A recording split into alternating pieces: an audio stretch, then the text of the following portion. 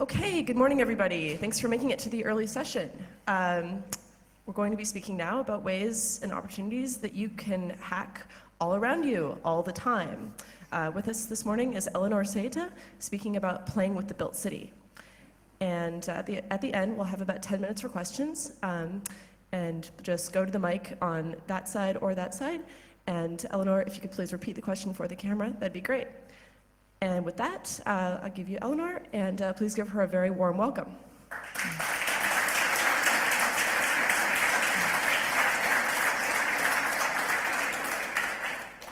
Thanks. I'm going to be talking about what you can do to your city and why you might want to do it. How we know what changes are good, how we can evaluate the kinds of changes we might like to make to our cities, why we may want to intervene in our cities, what the other forces that are shaping our cities in ways that we may not like are, how to intervene, and I'll conclude with a bunch of examples of other ways that people have, or some theoretical examples of change in the city. So we're an urban species. As of the end of 2008, half of all people lived in cities. That number is supposed to hit 75% by 2050, possibly higher. Cities are huge conglomerations of wealth. They can't be anything else. They're power systems. They reproduce the socioeconomic hierarchies that create that wealth. Life in the city changes us. Cities define what you can do. They feed back into our actions every single day. They shape our desires. So we might not want that happening to us without any consent, without our say. So maybe we want to change our cities back. Maybe we don't like the way that our cities change us. We can find a lot of good things in cities. We find community, we find culture, we find friends, we find resources. But we also find this kind of totalizing schema of consumption and social alienation and hypernormativity and disengagement. And maybe that's not the city that we want to live in. So urbanism is political. It's necessarily political. The left and the right view those kinds of power structures very differently, and they react to them differently. So I'm not going to try to make this apolitical. We want to cause change so that our cities are more alive, so that they're more human, so that they're more enjoyable. This isn't the kind of criteria that a lot of cities are planned around. It's not that sort of efficiency-based, very capitalist criteria. But we want cities which live, which people can actually enjoy. We're acting necessarily outside control of the state, outside capital, which again makes this a political statement. But it's also the way that we as individuals can act on cities. So first I'm going to cover a few ways that you can understand the city. These are ways to think about the kind of change that you want in the city and evaluate those changes. The city that we see is different from the city that other people see. This is true for everyone. In Seattle, I live in an apartment, I go to a cafe, I have an office. These are all different than the fractions of the city that other people see. One person walks down the street by the cafe, another person walks down the street by the grocery store, even though they're walking down the same objective physical street. They have different mental maps and mental understandings of the city. That understanding is very powerful. The concept of the city as you understand it is called an imaginary. It's both a very concrete way that we navigate space, but also a cultural artifact. It has to do with how we imagine the city, how we understand the city, the emotional affect that spaces have on us. It's produced via cultural processes. We talk about our experiences in the city, we socialize, the city exists in song and music and movies. All of those things create what the city is. Because we are not interacting directly with the factual city, but rather with this imaginary of the city, if we change that imaginary of the city, we change the city in a very real way, even if we haven't altered the city at any concrete level at all. That gives us a very powerful tool to change how we interact with the city. The notion of affordances comes from industrial design. Objects have properties that determine how you can use them. If you walk up to a door and it has a plate on it, you push on the plate to open the door. The concept of an affordance mismatch comes in when you push on the plate and the door doesn't open because you're actually supposed to pull on it. Or alternately, say there's a glass door, but you'd like to close it for privacy, but, and that's something that you normally do with doors, but this door doesn't actually support that. We can bring that concept of an affordance into urban design and look at affordances for life, the way the city affords us doing the things that we'd like to do in it. One good example is a bench at a bus stop. You might like to hang out on the bench and talk to friends and, have a sandwich or something, but that bench is designed so that you can only sit on it, and you have to kind of sit on the edge and keep it flipped down because they don't want people spending time there. You can make the bench more comfortable to sit on or use less materials, and that's still kind of in the urban design range, or in the industrial design range. As we get into urban design, we start looking at the context for that bench, and then we realize that, oh yeah, people do actually want to sit on this bench for a while, and maybe they get used as ad hoc bike racks, so we'd like to set it up so you can lock a bike to it without interfering with people who'd like to sit on the bench. Or we'd like to turn the bench so that instead of being directly facing into the traffic, so that it's only really useful as space to wait for the bus, you can look down the street, you're more engaged with the life of the sidewalk, you can actually use that as social space all of a sudden. So it's a very small change that can make that bench, can make that into a useful living environment. The liveness of space is a somewhat more obscure concept. It's originally due to Christopher Alexander. It's how well a space supports life in a way that is subjective but cross-culturally repeatable. If you put different people in different spaces, they will all have approximately the same idea of how human and how alive that space is.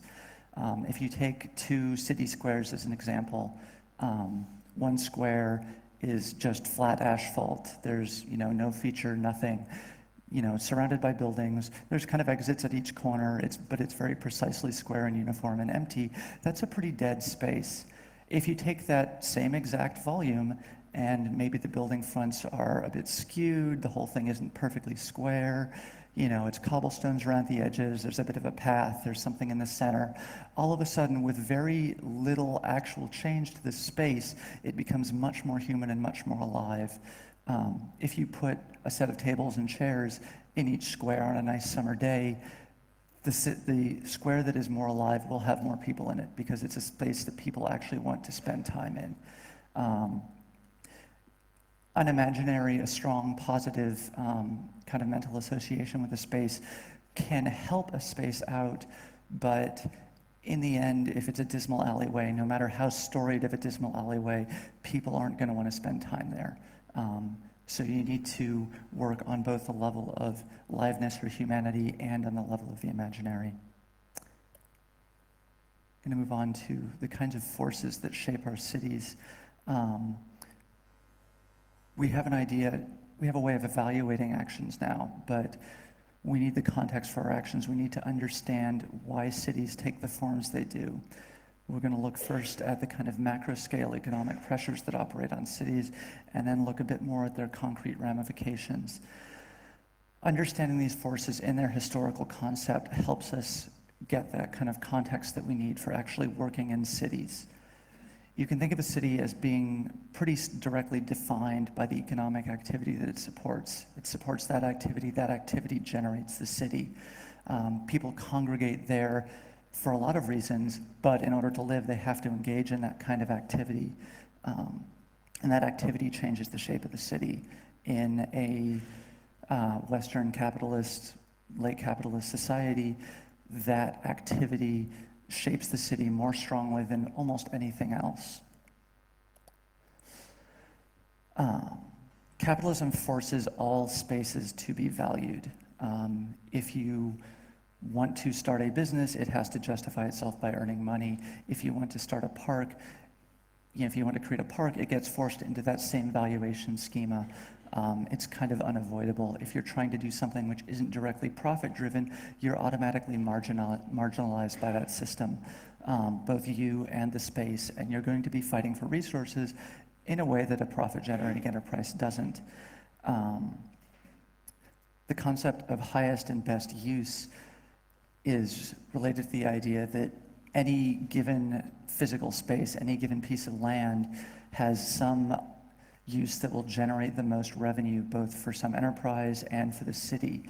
And there's a lot of pressure in cities to move land towards that highest and best use, which is often directly opposed to quality of life. A lot of the things that we conceive of as generating quality of life, whether it's parks or museums, useful public transportation, social services, cultural programs, from a capitalist mindset, they're either an overly expensive drain on resources, or they're things which could be better provided by private enterprise, and should be because they could be. Basically that because some private enterprise could make money doing that, they should be allowed to. The timescale that capital operates on has an interesting effect on all this too. Enterprises run on quarterly results. If they're lucky and they're far thinking, maybe they're looking to maximize profit in a 5-year window. Whereas the kinds of things which generate quality of life come into being slowly, they're created slowly, they take time. Enterprises are generally quite willing to work against those things for short-term profit, even if they're things like, say, worker education that will create more profit in the long term. Because they're driven by short-term profit, they can't work in that mindset very easily. So if a municipality does want to create those kinds of things, they're forced to do so without any corporate support, as opposed to things like tax incentives, which they get direct corporate support for and corporate lobbying for. The idea of coercive efficiency is a notion which has come into being with globalization. When you have, a dozen cities around the world, 100 cities around the world that are competing against each other, if one city decides, oh, well, we don't actually need parks, so we're not going to spend money on them, that creates pressure on everyone else to get rid of theirs too, because they have to try to be as competitive as those other spaces. So there's this kind of universalizing downward pressure on quality of life to, try and steal business from some other city, or to, retain the enterprise that you have. In a historical mindset, some of the things which have caused major change have been cities trying to control the working class and working class dissatisfaction, and to provide an outlet for capital. Capitalist societies accumulate capital in the owning class. This capital has to go somewhere eventually. It's expensive. You can't really have it just sort of sitting around. So you need things which can sink very large amounts of capital. One of the things historically that's been done with this is large urban renewal projects. Haussmann in Paris in the 1850s was kind of one of the first really large examples of this, where he, under Napoleon, tore up huge sections of the city that he considered slums, which were basically just the working class neighborhoods of medieval Paris. He routed boulevards through there, which were designed so that you could move troops quickly in the city to suppress rebellions, and it cost a whole lot of money and put a lot of that excess capital to work. So while this is kind of necessary in capitalist cities, it also creates this very large-scale urban destruction.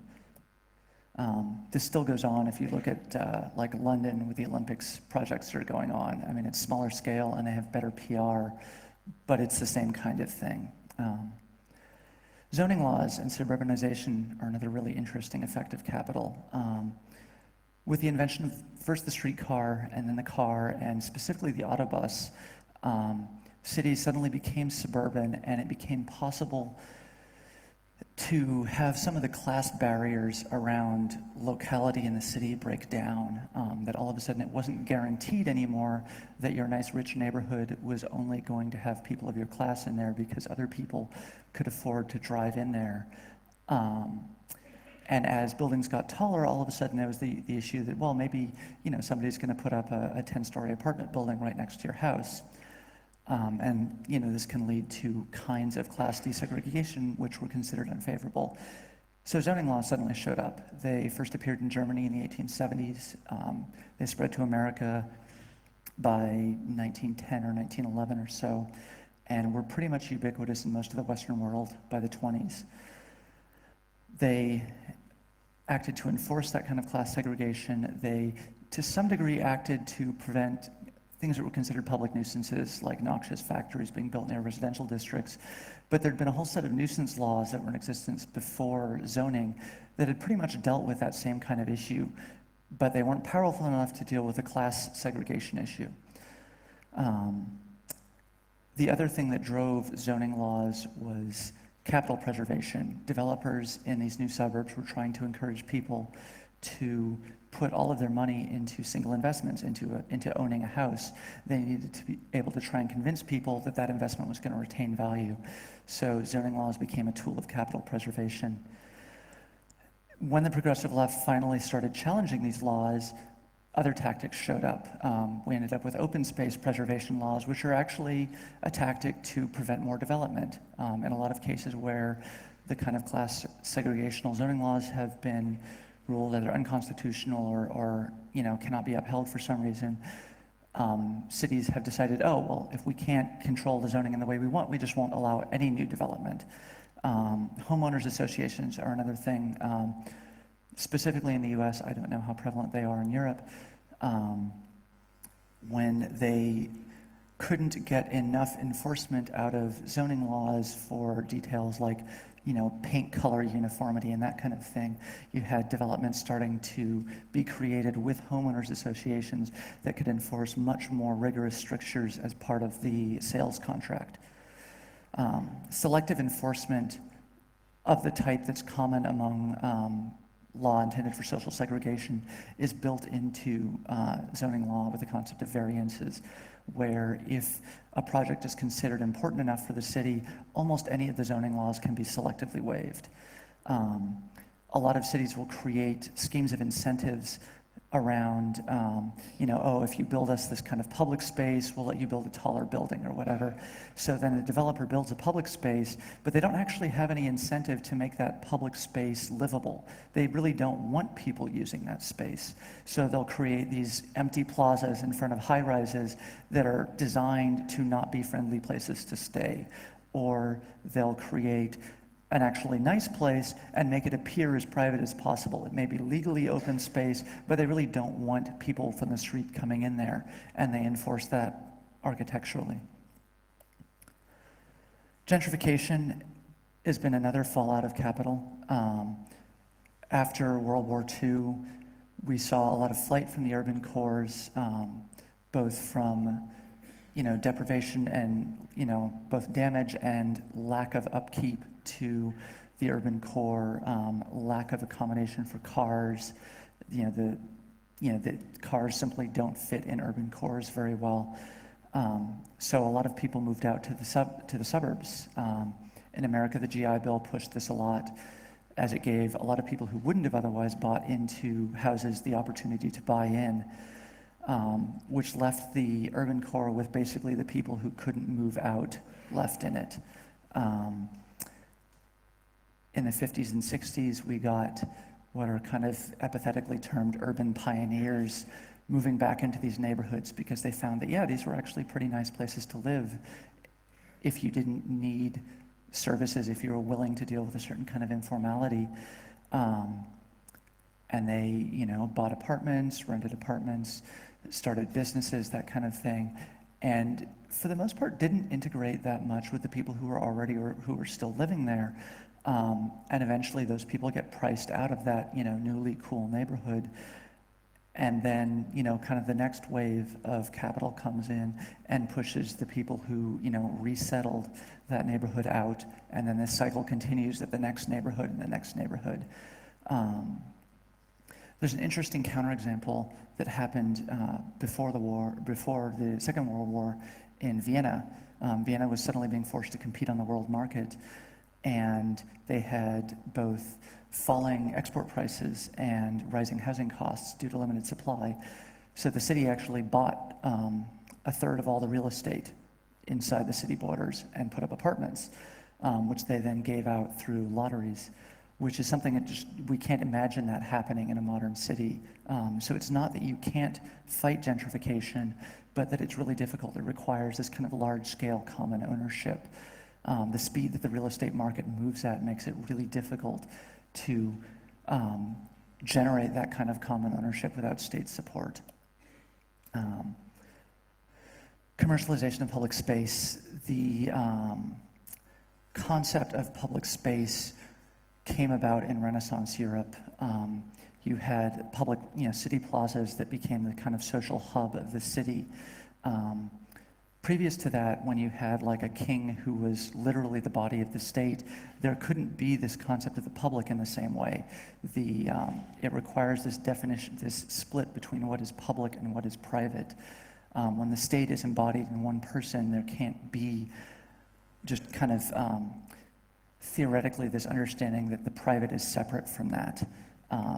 So you didn't really get this concept of what the public space was until you started moving out of that feudal economy into something more market-driven.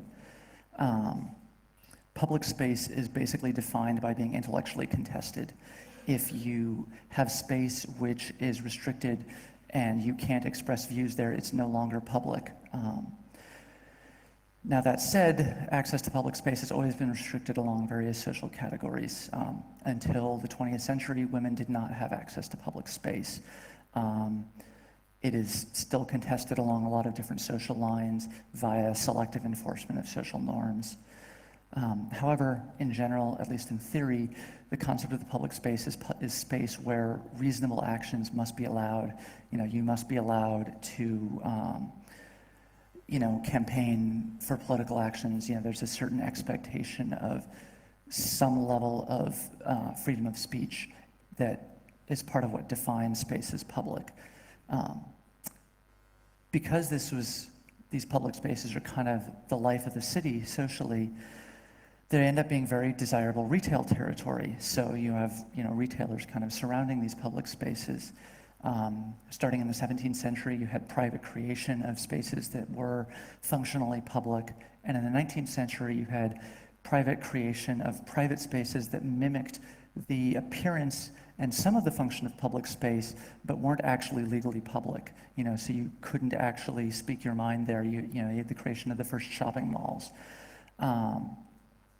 As those became more prevalent with suburbanization and with car transport and could be more effectively segregated by distance and became more of a social category, they eventually got merged back into the city, where you now have in urban cores a lot of spaces that are actually, that appear public but are actually private, or, this kind of semi-public, semi-private space. You get things like metropolitan improvement districts, which are technically public, but they have private security and a lot of other weird combinations. Fear in architecture is another interesting way that capital has changed the city. One of the big outcomes of modernity as a project has been this kind of overturning of all these traditional societal norms. And this has created a lot of kind of social fears as categories, things that were normally dealt with via these traditional mechanisms, whether or not those, gave rise to any kind of equality. So modernity creates fear, controls are put in place to try and counteract that fear, and you get the cycle of more control and more fear.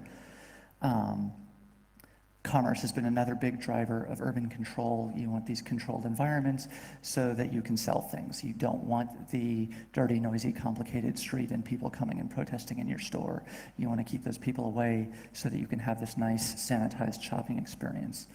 This is spread to communities. You have gated communities, whether it's a gated apartment building or, literal gated suburbs. You have companies moving out of the city into office parks. Some of this is happening for theoretically economic reasons, but there's also a lot of, this is a space that we can control. We can put a fence around all the buildings on this campus and know that it's just us here. As technology becomes more and more capable, technology is getting used as a site of control. You have security cameras, you have, tracking for cell phones, there's lots and lots and lots of layers there. These technologies get abused just because they exist. It's basically when you create a power structure like that, when you create a capability like that, it's going to get used. And that's not really talked about that much in the widestream media. So what can we do to all this?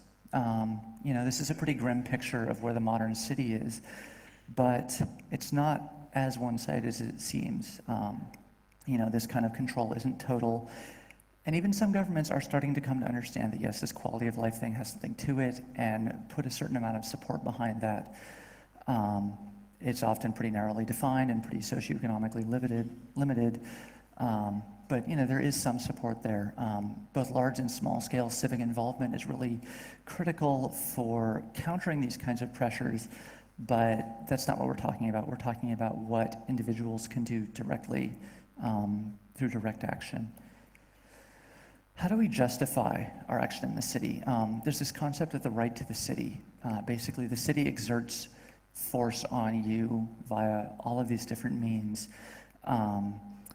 We have a right to object to that. We have a right to self-determination. This is, a fundamental human right. Therefore, we have a right to act in the city. There's a concept of spatial justice, which is basically combining the social justice movement with this understanding of spatiality and geography and, pushing back against this totalizing control in the city. If we're working in the city, we have a responsibility to work inclusively. The right to the city is founded on equality. There are limited resources in any city for intervention. So if we want to work, we need to work with other people. We need to reach across all of these boundaries, whether it's race, sex, gender, ability, nationality, language, whatever it is. A lot of these boundaries aren't comfortable to breach. They aren't easy to breach, but we have this responsibility to do so. The right to the city is based on this concept of equality. One of the issues, especially with working with the imaginaries, and this is one of the things that happened with gentrification, is that you end up in a position where the people who are creating the imaginary for a neighborhood or the imaginary for an environment can't imagine other people in that environment. And so those other people end up getting forced out. It's the artists didn't imagine anyone but artists in their neighborhood and, kind of created these structures that forced other people out. Working with other groups is a big part of this kind of inclusivity. There are a lot of urban networks, there are a lot of cultural groups. Reaching out to those kinds of groups through your actions is important. Informality is an interesting issue. Informality subverts control. It lets you act outside of a lot of these structures that have been created. A lot of the time, the state doesn't bother or can't control that last 5 or that last 10%, and it's not worth it to them to do so. And that gives us room to act. We can create these informal things. We can get away with stuff on the margins, and those small changes add up. This is one of the benefits of working with cultural processes is that all of these small actions in this kind of informal edge regime work. A lot of the times this comes with a cost. If you're trying to make a living in an informal economy, it's not really a great place. So, it can be problematic territory to work in, but it's also a really important area. If the state feels actively threatened, they will clamp down on informal actions, but, there still ends up being margin that we can skate through. So interventions. The idea of an intervention is some intentional change in the city that changes the space that it lives in. It can be a performance, it can be some actual physical creation, it can be art, it can be all sorts of things. It can be, reconfiguring people's understanding of space. All of these can be different kinds of interventions. There are limits to what we can do with an intervention. There are deep social issues that we're trying to address here, but those social issues come from larger forces. So we may be able to slowly create mass change, but we can't literally design our way out of, a lot of these problems. It's important to come back to first principles when you're looking at these kinds of things. Something that worked well in one city may not work in your city. There's a lot of historical context here, which is important to deal with. So, we've got these kind of ideas of affordances, of the humanity of the life of spaces.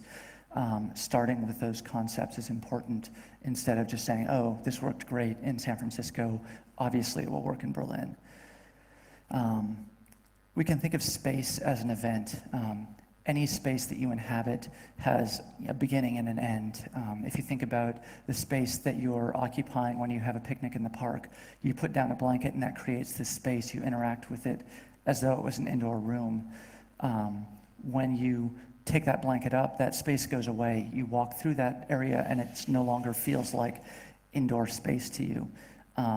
So we can create these very thin spaces that are still actually existent in the city. You know, if a blanket can do it, then almost anything can create a space. And so that can be a really powerful intervention tactic. When we're looking at altering imaginaries, it's important to think about this as play, not shock.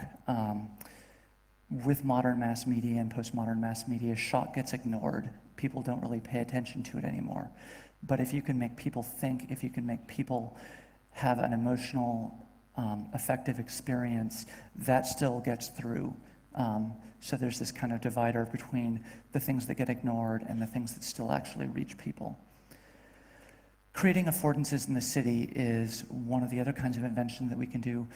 A lot of times affordances actually want to be invisible, as opposed to a lot of the other sorts of interventions that we're doing. If they get noticed, they get put in a different category. For example, like DIY bike lanes. If you're going to go out and paint your own bike lane in the city, you don't want that to get noticed, because if it gets noticed, it gets erased or it doesn't get respected. You want it to just blend into the infrastructure of the city. When we're working, we have our choice of materials. The cheapest thing to work with is data. If we can just change what people know about a city, that's really lightweight, that's really easy. If you want to then say, okay, well, we're going to go to some space, we're going to project light into that space, you know, or sound or that kind of thing, that's still very, very lightweight in a literal sense. It can be a lot easier, but it's kind of the next step. Paint, you know, whether it's a bike lane or graffiti or decals or whatever, is sort of your next layer. Fabric or deployable structures, things that you can put up very quickly and take down very quickly, are the sort of the next level of weight, the next level of involvement there. And then we get into real buildings, you know, when you're actually building something real that's going to last in the city. That's a very powerful intervention, but it's also a relatively expensive one. So let's look at some examples. Some of these are theoretical, some of these are things which have actually been done. The intent is to give you guys an idea of the range of things that you can do in a city as individuals. The first that we're going to look at are examples based around mapping the city, changing how people navigate the city, directly working on people's imaginaries of the city. Urban exploration is an interesting example of this because it's not something that people normally think about as intervening in the city. But when you go, you know, explore steam tunnels or all of these other places, abandoned buildings, you're recreating the city as a place of wonder. You know, as you talk about that, as you tell people about these stories, it's, you know, oh, hey, did you know that there's this place that you can go? That changes how people see the city pretty directly. Exploration doesn't have to be breaking into abandoned buildings. You know, it can be as simple as breaking out of your routines. We all have these very set routes that we fall into in the city. You know, go to a different cafe, go somewhere else, talk to other people.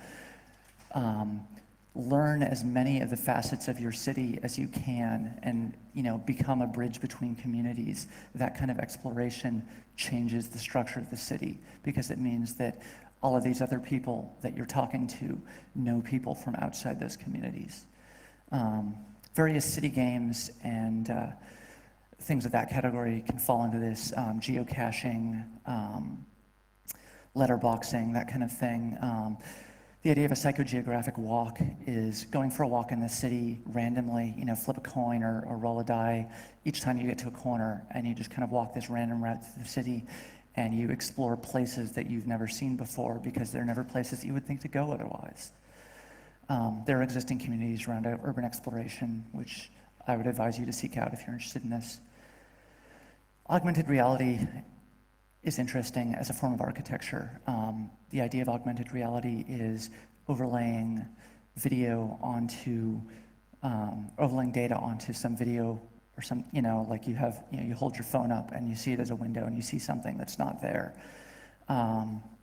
It's a bit more expensive than just looking, but it lets you do things like see, you can see buildings that aren't there. Someone wrote an application where if you've got an iPhone and you're walking around Lower Manhattan, you can see the World Trade Center.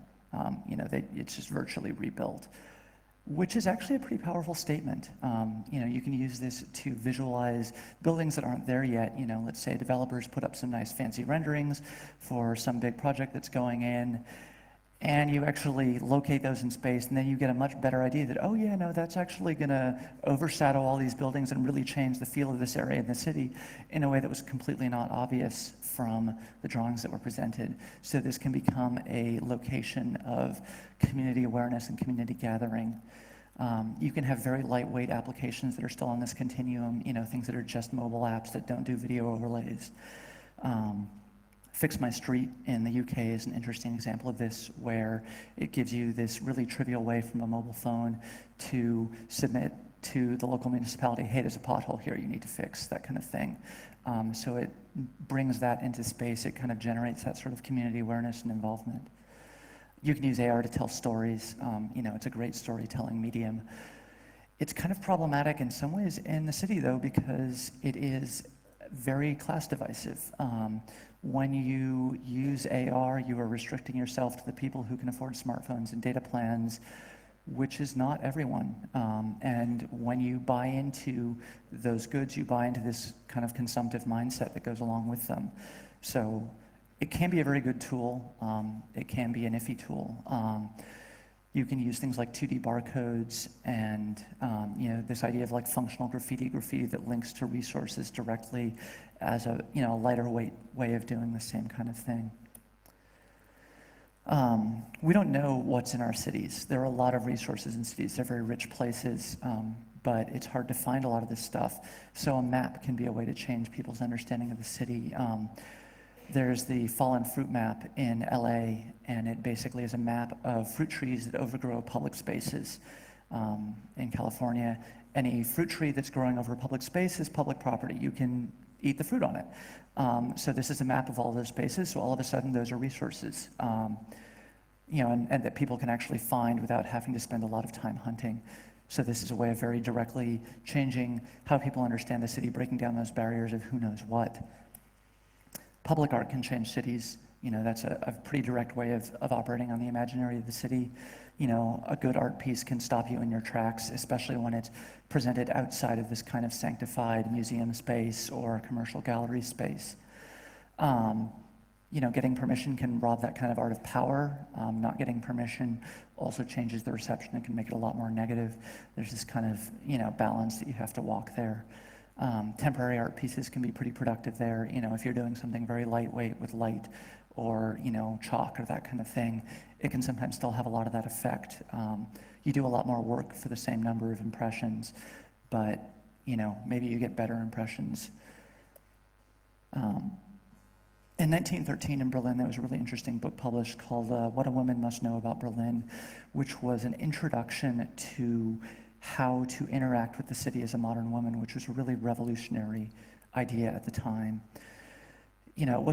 It had resources listed in there, but it was mostly about, literally, this is how you can use the city. You could create the Hacker's Guidebook to cities or a city in the same way. This is how you can interact with this city. This is, these are the ways that you can interact with these spaces. These are the resources that you can look for. This is this way of thinking about the city. This is an explicit introduction to this imaginary of the city. So infrastructure, semi-legal Wi-Fi, information is citizenship. When we access information, we access the life of our city. In a lot of ways, if you can't get online, you can't really live in modern society. And increasingly, if you can't get online when you're out and about, you can't live in the city. But that's expensive to do. So free mobile access is a way of kind of democratizing the spaces in which it's available. It doesn't deal with having space to use that. It doesn't deal with the availability of hardware, especially if you're just providing Wi-Fi, but it's a first step, and it's a cheap and easy first step. Um, Establishing point-to-point links for nonprofits, letting people get online that, it would be a stretch to, pay for that kind of bill is another thing that you can do, which is this fairly direct act of bringing people into this fold of modern community. Some of these very kind of quiet infrastructures like, oh, it's just an open wireless, it's just, wireless that people can get access to. Why is that important? It projects that, hey, there's somebody in the city that actually cares. There's someone that says, oh, hey, someone out there was thinking that, yeah, I could actually benefit from this. So CCTV is a tool of control. It's used by the police, it's used to suppress riots, it's used to track people, it's used to do all sorts of things. Why not build your own? A lot of the time, if there's a demonstration, oh yeah, all that footage just kind of didn't show up somewhere when it would be useful for exonerating someone. What happens if you have your own network that's offloading video offsite, and all of a sudden, when the arrests come, no, we've got video that didn't happen.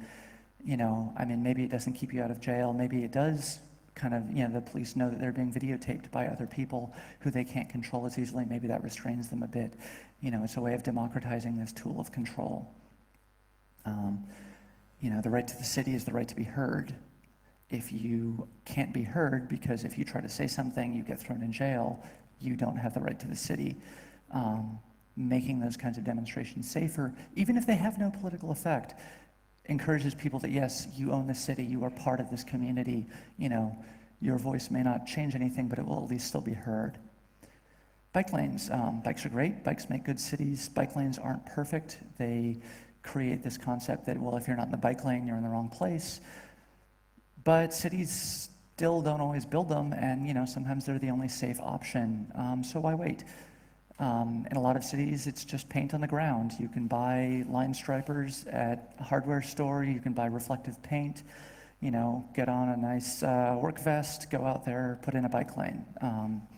It helps to plan ahead of time. It helps to be familiar with other people that have tried to do this in other cities.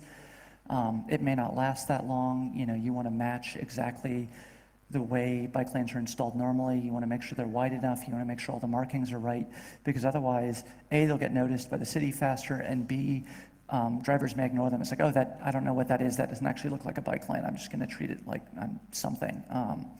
So it's worth doing the work to do it right. But if you do it right, hey, great, new bike lane. And you didn't have to wait for some long planning process. Street furniture. So the streets are what determine the degree of life in the city. If you have a dead street, you have a dead city. If you want to encourage life in the city, you need to make your streets more livable. If you put things out on the street so it becomes something other than a space of transit, you make that space much more living. You can work really cheaply here and say, oh, this is going to get trashed, this is going to disappear. That's probably a good idea. Or you can say, oh, well, the city puts benches in some places. If I can find a bench that looks exactly like that and I put it in, they probably won't notice that they didn't put that bench in. At least not for a really long time. Or maybe you just take an existing bench and turn it around so all of a sudden it's a lot more useful. Put up hammocks in parks and just leave them there.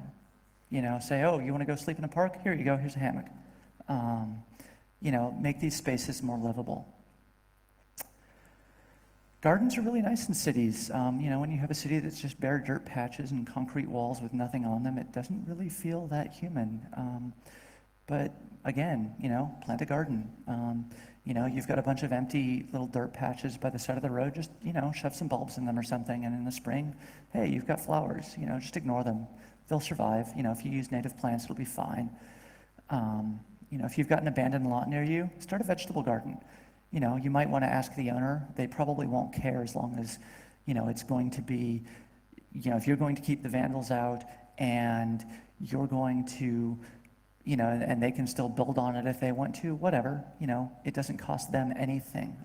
It may take a little bit of work for you to get the soil good. If the owner agrees, you're less likely to have whatever you're growing there trampled halfway through the season. But even if you don't ask, you can still maybe just do it. Got a really ugly building near you? Plant ivy on it. You know, it'll take a while for it to grow, but eventually you'll have a much less ugly building that's covered in ivy. You know, eventually somebody may come out and notice and cut the ivy off, but you can plant it again. It grows like crazy. You know, there's a reason why it's invasive. There's a lot of existing movements around this kind of gardening. You know, go out and reach out to them, especially if it's a big project. The Event City. This is a set of examples that are all kind of events that happen in the city that are either creating temporary spaces, but, you know, using that idea of an event to change people's understanding of the city. One of these is thanks to Mike Bernstein in San Francisco. Mass transit's normally purely functional space. You know, it's not somewhere where you go to play. It's not somewhere where you go to enjoy yourself. You don't go to meet friends on the subway. But there's this really kind of interesting theatricality of the mass transit experience where, you know, you get on, you have this beginning, this middle, this end. You know, it lends itself to this sort of play very well. And if you can convince people that the train they take to work every morning is a fun, interesting place, you can convince them of almost anything in the city being fun and interesting. You know, if you can make their commute fun and they actually get involved, this isn't about putting on a spectacle that's just, you know, going to be kind of ignored. Again, that idea of spectacle. This is about getting people actually involved, getting people to actually play with you and interact. I think first about 6 or 8 months ago, Mike, a friend of mine, set up some BART swings, basically on the public transit in SF. You know, you walk into a car right as it gets into the station, you hook some swings on, you walk out the door. And all of a sudden, hey, there's swings in the car. And then the important bit is you have a bunch of people who are actors in that car. And they say, oh, hey, swings, cool, get on, you know, have fun. And then the first person gets off and points at some random stranger and says, you, come try this. And pretty soon you've got a car full of people playing. So if you're putting on this kind of spectacle, it's really important to get that kind of active pull, that kind of active involvement. You know, if you want to hold a tea party in the city, don't just invite your friends, invite the other random people who are in the car to have tea with you on the subway. You know, if it's just you guys, it doesn't matter. It's not actually changing anything. You can use the public city as a playground. Conceiving of the city as a playground changes how people think about it, you know, very directly. Games let us tell stories in cities. Those stories have meaning, they have power, people remember them over time. It can be a signal evening event. Slim and Audrey there are putting on Journey to the End of the Year this New Year's Eve, which should be a lot of fun. It's going to be a city game. You can talk to them afterwards if you're interested. It can also be a large ongoing event like SF0 is, kind of all over the world, I guess. It's this kind of ongoing event that draws in all sorts of people. If you're only putting on these games inside your subculture, again, you're not reaching anyone new. You have to reach out. You have to reach people who wouldn't normally do this kind of thing and get them involved, because they're the ones, if you can change their ideas about the city, that actually changes things. Parking Day is another interesting one. This was started by a group in SF called Rebar a few years ago. You turn parking spaces into parks for a day. You pay the meter, lay down some sod, put in some trees. All of a sudden, hey, you've got a park. You know, and these parks involve people. They get used like real parks. People come in and it's like, oh yeah, well, I don't really have to be at lunch too soon. I'll just go hang out in the park for 5 minutes on my way to, you know, my way to the restaurant or whatever. You know, they draw attention to the fact that a lot of our cities don't have that much open, public, hospitable, non-commercial space in them. And they also provide this really immediate affordance of, hey, there's a park right here. Space for art is really scarce, especially when money is scarce. And when money is scarce, there's a whole lot of commercial space which is laying empty. So why not use those two? It's not good for landlords if their spaces don't ever get used. Even if there isn't a rent-paying tenant in there, having a space open occasionally, aired out, that kind of thing is actually good for them. You know, it has to get returned clean, all of this kind of stuff. There's going to be a certain amount of work there to make sure that the landlord's getting what they need. But even having people see that space and see, oh yeah, this space is here, it's for rent, it's available, helps them. So, you know, it's beneficial to them and it can be beneficial to you because, hey, all of a sudden, you've got a free space to put up art. Maybe it's just in the windows, maybe you have, you know, you do a whole bunch of work and you do like a three-day gallery that you have staffed so people can come in and see stuff, whatever. But it's free and it's space that's outside of the commercial gallery system so that artists who would not normally get exposure can actually get seen. You don't need bricks to create a third space. Third spaces are one of the really important concepts of space in cities. They're the spaces that aren't work or home, where we go to do things, where we go to socialize, where we go to work on projects, whatever. Get some plastic, drop cloth and tape it together and toss in a battery-powered blower and a cargo bike and inflate a room somewhere in a park. Toss in some lights and a table or two, and hey, you've got a cafe that exists until somebody complains or until you get bored and go home. You can literally create these spaces out of thin air. Some of these last examples are going to be a lot more heavyweight. They're going to be examples of how these frameworks scale up. There's been a lot said in the hacker scene about hackerspaces. They're great. You can't really accumulate resources in a temporary space. It's hard to build a lasting culture if you don't have a physical space for it. So the spaces matter. Hackerspaces are great, but they're kind of exclusive. So there's some good, there's some bad there. Some of this may be unavoidable. New spaces are great, but they're not the only answer. If you ignore your neighbors, you recreate the kinds of class problems that we have already that, restrict us from the full access to the city. So don't. If you're involved in creating one of these kinds of third spaces, whether it's a hackerspace or some other more diverse space, make sure you're inclusive. Do the work you need to do. Squats are a pretty direct subversion of capital control of real estate. I'm not going to talk too much about them because they're kind of out of scope for this. It's not, the difficulty of doing this should not be underestimated. And a lot of legal regimes, they're not really possible for any meaningful length of time. They're almost always impossible without community support, but they're still interesting in this context of the same set of frameworks. The housing that exists in the city determines what kinds of families can live in the city, what kinds of groups can live in the city. If you have a household with 3 people in a relationship, it's really hard to find an apartment that relationship fits into. If you have 3 single mothers who want to live together and raise their kids together, it's really hard to find a space, if they don't have a lot of money, that fits into. So either groups of houses working together, groups of households working together to create these kinds of spaces as co-ops or co-housing projects. There are some options there, but in general, the variety of housing stock that you have in a city determines pretty directly the variety of households that you have in the city. So working for more variety in housing means working for more variety in the people around you. If you end up involved in an actual real construction project, there are definitely a lot of things that you can do. The kind of human city that we'd like to see doesn't happen all at once. It happens one brick at a time. It happens one city bench at a time, which is why these small interventions matter. If you're involved in a project, push it in the direction of a more human city. You'd be surprised what you can get away with.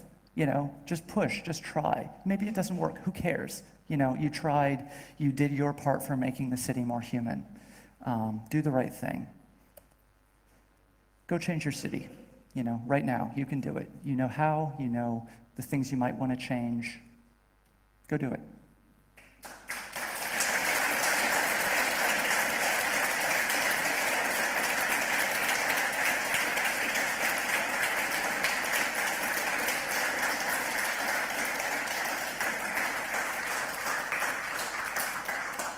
If there are any questions, we can take them at either mic.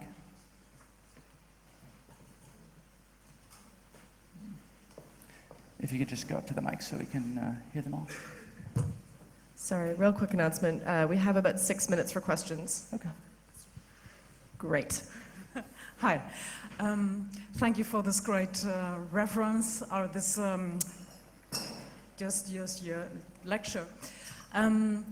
I found some examples that I can say, hey, you're right. One example is for using bicycles as a way to change the city is, for example, Amsterdam. Everyone knows that it's a city where people like to go. And I think that's just the reason why they do it. But my real question is, in what context are you working about this? And another thing, I think up till now, cities are planned in a way that human living is not very easy possible. And perhaps if you change the mind of people, on the long run, you will reach to change to how to build cities. But at the moment, if you have ugly buildings, if you have ugly places, if you have places that hinder you in living humanly, do you really change something then? If you use perhaps light or anything else, it stays an unlivable place. Yes and no. I mean, if you want to change the buildings, if you want to change all of the big stuff in the city, that does take a lot of time. But changing people's understanding of the city is kind of the first step there. You have to do that. You know, understanding comes before action. If everybody understands that, hey, this city is really ugly and we'd like to fix that, then it will stop being ugly because people will act. So you have to change people's minds before you can change anything else.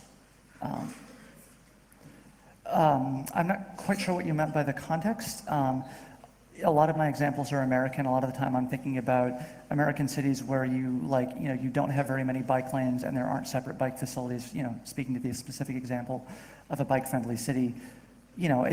Whatever context you find yourself in. I mean, these are examples, these are intended to be kind of inspiration, use these and go out and say, okay, hey, in my neighborhood, I can do this very specific thing, and then do that thing. Hi. First, I find this very inspiring, and I'm really excited to do these things in my city. But I feel that some of your examples, is this loud enough? I feel that some of your examples for city betterment are very artistically driven. Anyone could do them, but it is often the artist communities that do. And at least in the cities that I know, which are Chicago and Miami, gentrification is heavily driven, however, not dispurposefully, not on purpose, by the artist communities. Mm-hmm. I wonder if you agree or disagree with that, or wonder if there's a way to avoid that while still doing artistic things. I think in a lot of ways that's true. I mean, that does tend to be, the people who are going into these neighborhoods. Traditionally, when people have gone into those neighborhoods, they've stayed inside their own communities, inside their own circles. Don't do that. Don't move into a neighborhood with your friends. Move into a neighborhood and become part of that neighborhood. Get to know your neighbors. That's how you change that kind of thing. Work towards community ownership of property, all of those kinds of things. If you're moving into a community as an outsider, you have a responsibility to the community that you're moving into, so live up to that responsibility. Thank you. Hi. In my hometown of Portland, Oregon, it's been a really popular thing of them recently. A lot of the local economists have actually turned what you're talking about into a new social class, and it's called the creative class, and it's been really commoditized by the state. And now a lot of what you're talking about is actually controlled by the state, and it's really hard to get any actual subversive direct action done outside of that scope without it being looked down upon by the entire community.